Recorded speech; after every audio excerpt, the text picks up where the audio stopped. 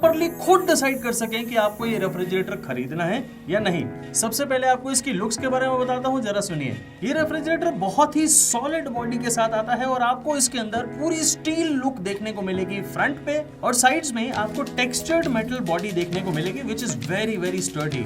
क्योंकि ये premium side by side refrigerator है, इसकी बैक साइड पूरी तरीके से क्लीन आपको देखने को मिलती है which is a very good thing.